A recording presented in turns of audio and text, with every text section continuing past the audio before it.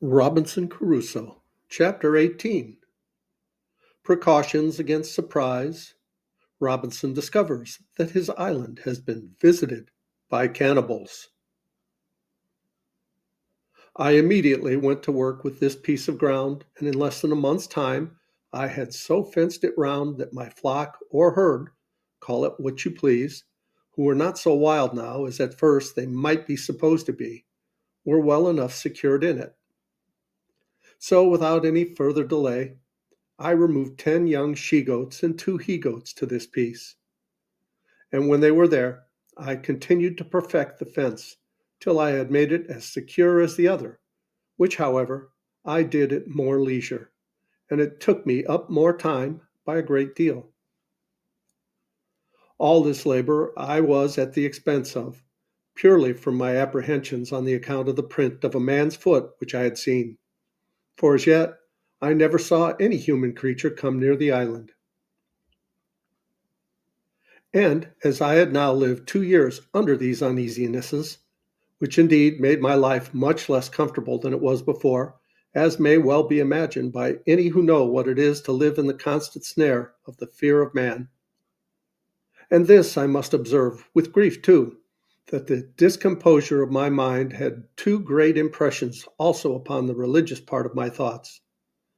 For the dread and terror of falling into the hands of savages and cannibals lay so upon my spirits that I seldom found myself in a due temper or application to my Maker, at least not without the sedate calmness and resignation of soul which I was wont to do.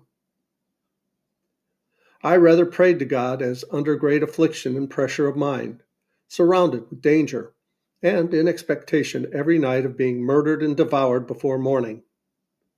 And I must testify from my experience that a temper of peace, thankfulness, love, and affection is much more the proper frame for prayer than that of terror and discomposure, and that under the dread of mischief impending, a man is no more fit for a comforting performance of the duty of praying to God than he is for repentance on a sickbed. For these discomposures affect the mind as the others do the body, and the discomposure of the mind must necessarily be as great a disability as that of the body, and much greater, praying to God being properly an act of the mind, not of the body. But to go on, after I had thus secured one part of my little living stock, I went about the whole island, searching for another private place to make such another deposit. When wandering more to the west point of the island than I had ever done yet, and looking out to sea, I thought I saw a boat upon the sea at a great distance. I had found a perspective glass or two in one of the seamen's chests, which I saved out of our ship, but I had it not about me, and this was so remote that I could not tell what to make of it, though I looked at it till my eyes were not able to hold it to look any longer. Whether it was a boat or not, I do not know, but as I descended from the hill, I could see no more of it. So I gave it over, only I resolved to go no more out without a perspective glass in my pocket. When I was come down the hill to the end of the island, where, indeed, I had never been before, I was presently convinced that the seeing the print of a man's foot was not such a strange thing in the island as I imagined. And but that it was a special providence that I was cast upon the side of the island where the savages never came, I should easily have known that nothing was more frequent than for the canoes from the main, when they happened to be a little too far out at sea, to shoot over to that side of the island for harbor. Likewise, as they often met and fought in their canoes, the victors, having taken any prisoners, would bring them over to this shore, where, according to their dreadful customs, being all cannibals, they would kill and eat them, of which hereafter. When I came down the hill to the shore, as I said above, being the southwest point of the island, I was perfectly confounded and amazed. Nor is it possible for me to express the horror of my mind at seeing the shore spread with skulls, hands, feet, and other bones of human bodies. And particularly, I observed a place where there had been a fire made, and a circle dug in the earth like a cockpit, where, it is supposed, The savage wretches had sat down to the inhuman feastings upon the bodies of their fellow creatures. I was so astonished with the sight of these things that I entertained no notion of any danger to myself from it for a long while. All my apprehensions were buried in the thoughts of such a pitch of inhuman, hellish brutality and the horror of the degeneracy of human nature, which though I had heard of often, yet I never had so near a view of before. In short, I turned away my face from the horrid spectacle. My stomach grew sick, and I was just at the point of fainting, when nature discharged the disorder from my stomach. And having vomited with an uncommon violence, I was a little relieved, but could not bear to stay in the place a moment. So I got me up the hill again with all the speed I could, and walked on towards my own habitation. When I came a little out of that part of the island, I stood still a while, as amazed. And then, recovering myself, I looked up with the utmost affection of my soul, and with a flood of tears in my eyes, gave God thanks that had cast my first lot in a part of the world where I was distinguished from such dreadful creatures as these, and that though I had esteemed my present condition very miserable, had yet given me so many comforts in it that I had still more to give thanks for than to complain of. And this above all, that I had, even in this miserable condition, been comforted with the knowledge of Himself and the hope of His blessings, which was a felicity more than sufficiently equivalent to all the misery which I had suffered or could suffer. In this frame of thankfulness, I went home to my castle and began to be much easier now as to the safety of my circumstances than ever I was before. For I observed that these wretches never came to this island in search of what they could get, perhaps not seeking, not wanting, or not expecting anything here. And having often, no doubt, been up in the covered woody part of it without finding anything in their purpose. I knew I had been here almost 18 years, and never saw the least footsteps of human creatures there before. And I might be here 18 more, as entirely concealed as I was now, if I did not discover myself to them, which I had no manner of occasion to do.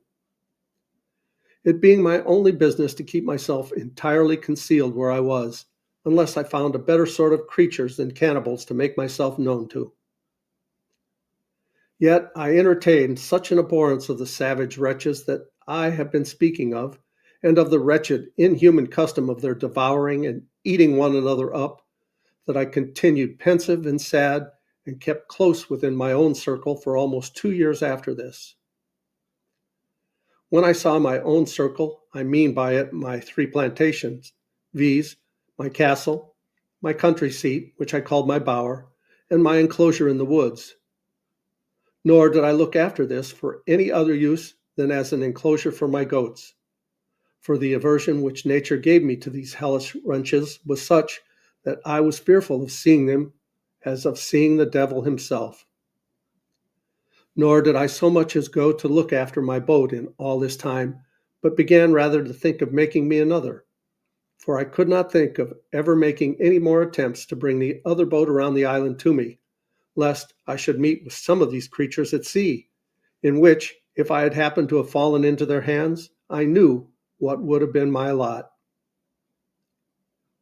Time, however, and the satisfaction I had that I was in no danger of being discovered by these people, began to wear off my uneasiness about them, and I began to live just in the same composed manner as before, only with this difference, that I used more caution and kept my eyes more about me than I did before, lest I should happen to be seen by any of them. And particularly, I was more cautious of firing my gun, lest any of them being on the island should happen to hear it.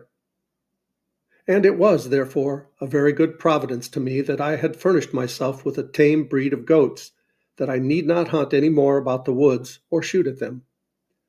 And if I did catch any of them before this, it was by traps and snares as I had done before.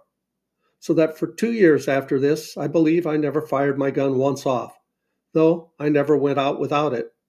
And, which was more, As I had saved 3 pistols out of the ship, I always carried them out with me, or at least 2 of them, sticking them in my goatskin belt. Also, I furbished up one of the great cutlasses that I had out of the ship, and made me a belt to put it on also, so that I was now a most formidable fellow to look at when I went abroad. If you add to the former description of myself the particular of 2 pistols and a great broadsword hanging by my side in a belt, but without a scabbard. Things going on thus, as I have said, for some time I seemed, accepting these cautions, to be reduced to my former calm, sedate way of living.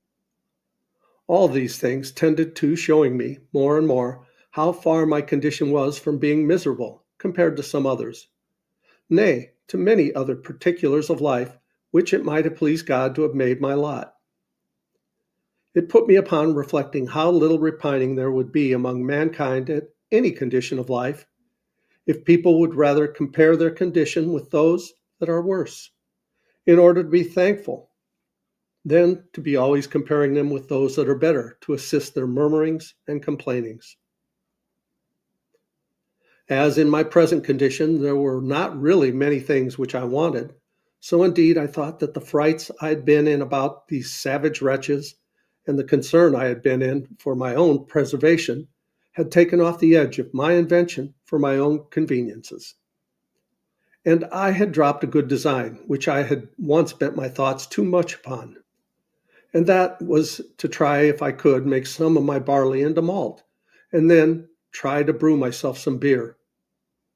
This was really a whimsical thought, and I reproved myself often for the simplicity of it, for I presently saw there would be the want of several things necessary to the making of my beer, that it would be impossible for me to supply.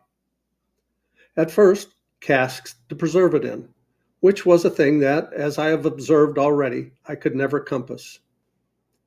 No, though I spent not many days, but weeks, nay months, in attempting it, but to no purpose. In the next place, I had no hops to make it keep, no yeast to make it work, no copper or kettle to make it boil. And yet, all these things notwithstanding, I verily believe, had not these things intervened, I mean the frights and terrors I was in about the savages, I had undertaken it, and perhaps brought it to pass too. For I seldom gave anything over without accomplishing it when I once had it in my head enough to begin it. And we'll pause here and we'll continue with this chapter in the next video. Thanks so much for watching. I love you guys. As Tigger says, ta-ta for now.